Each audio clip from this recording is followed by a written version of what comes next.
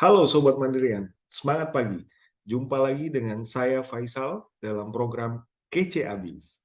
Kenali, cegah, kita aman, bisnis sehat. Kali ini kita akan mengupas sekelumit tentang kejahatan penipuan dengan modus bisnis email compromise atau biasa disingkat dengan BEC. Check this out.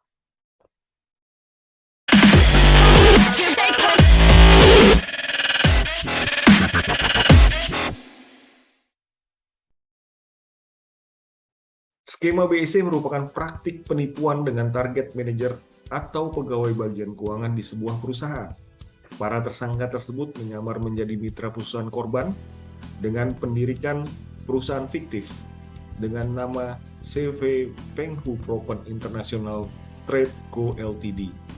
yang kemudian mengirimkan email palsu berisi pemberitahuan pengalihan rekening menggunakan alamat email yang mirip dengan milik mitra korban sehingga korban percaya dan mentransfer dana ke rekening perusahaan fiktif tersebut. Sobat Mandirian, pada akhir tahun 2021 lalu, Direktorat Tindak Pidana Cyber Bareskrim Polri menangkap 4 warga negara Indonesia pelaku kejahatan yang menipu perusahaan asal Korea Selatan Simwon Incorporated. Dengan total kerugian mencapai 78 miliar, mereka melakukan tindak pidana penipuan dengan modus bisnis email compromise. Dari contoh kasus di atas dapat kita ringkas, definisi kejahatan skema BEC adalah penipuan canggih yang menargetkan bisnis dan individu dengan menyusupi akun bisnis atau email pribadi yang sah melalui rekayasa sosial atau social engineering untuk melakukan transfer dana yang tidak sah. Sedikitnya terdapat 3 karakteristik dari modus BEC. Di antaranya yaitu memasukkan akun email atau alamat situs website, melakukan perubahan atau variasi pada alamat email atau website mitra korban yang sah, sehingga menipu korban dengan mengira email atau website palsu itu adalah asli. Yang kedua, yaitu email spear phishing. Mengirimkan email yang terlihat berasal dari pengirim yang terpercaya untuk mengelabui korban agar mengungkapkan informasi rahasia. Yang ketiga, yaitu penggunaan malware. Malware merupakan perangkat lunak berbahaya yang dapat menyusup ke jaringan perusahaan, serta mengambil data-data rahasia, termasuk data-data kredensial. Malware kerap kali digunakan dengan cara meyakinkan pegawai perusahaan korban untuk mengklik tautan palsu atau lampiran yang berisi file. Berikutnya itu cara kerja pelaku kejahatan skema BEC. Yang pertama, menyusup ke informasi dan akun email korban. Pelaku secara tidak sah mengakses akun email korban yang seringkali dilakukan melalui social engineering atau teknik instruksi komputer. Yang kedua, melalui pengiriman instruksi transaksi palsu. Pelaku kemudian menggunakan informasi yang dicuri dari korban tersebut untuk mengirim email pembayaran palsu yang seolah-olah instruksi tersebut dilakukan oleh mitra korban. Yang ketiga yaitu melakukan transaksi tidak sah.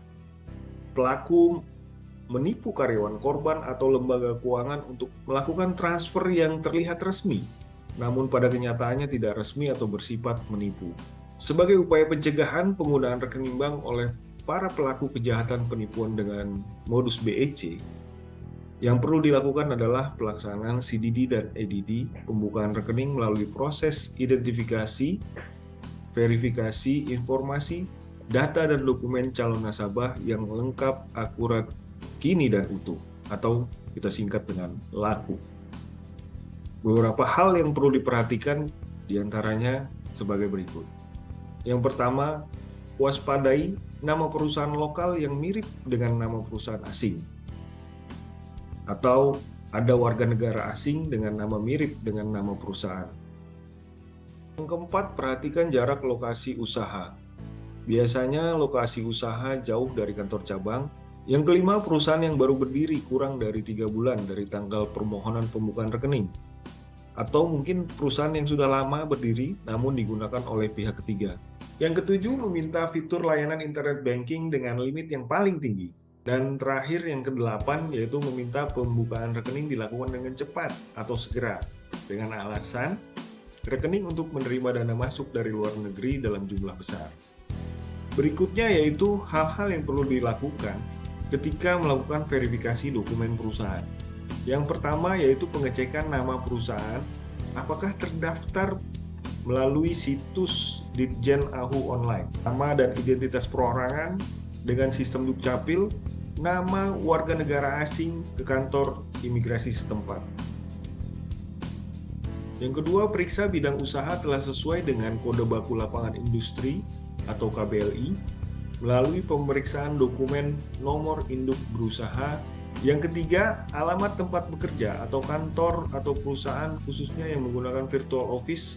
Lakukan cek alamat nasabah via Google Maps atau lakukan visit lokasi usaha atau kantor nasabah. Yang keempat dan yang terakhir yaitu periksa akte pendirian perusahaan beserta perubahan terakhir yang dibuat dan disahkan oleh notaris yang terdaftar dan dapat dikonfirmasi by phone jika diperlukan. Berikutnya yaitu ciri-ciri transaksi pelaku kejahatan dengan skema bisnis email compromise. Yang pertama, rekening baru pertama kali menerima transaksi dari luar negeri atau telegraph transfer incoming. Umumnya, rekening baru dibuka dengan transaksi minim, namun beberapa waktu berikutnya menerima dana masuk dalam jumlah yang signifikan. Yang kedua, nominal transaksi ratusan juta hingga miliaran rupiah dalam satu kali atau beberapa kali transaksi. Yang ketiga, dana yang masuk dalam waktu singkat diikuti dengan penarikan tunai atau dipindahkan ke rekening pihak lain, baik di Bank Mandiri atau bank lain melalui RTGS atau transaksi clearing. Dapat dipecah ke beberapa pihak dalam jumlah yang signifikan. Demikian penjelasan pelaku kejahatan dengan skema BIC kali ini. Semoga bermanfaat sebagai panduan dalam proses CDD dan EDD rekan-rekan Sobat Mandirian semuanya. Kami mengucapkan terima kasih. Sampai jumpa di program Kece Abis berikutnya.